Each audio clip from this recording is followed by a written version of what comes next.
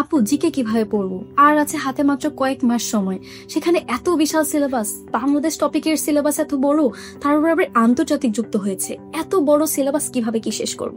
শোনো, তোমাদের জন্য আমরা নিয়ে এসেছি জিকের একটা কমপ্লিট কোর্স, যেখানে আমি মাত্র 12টা ক্লাসের মধ্যে তোমার সম্পূর্ণ জিকে সিলেবাস কমপ্লিট করে দেব।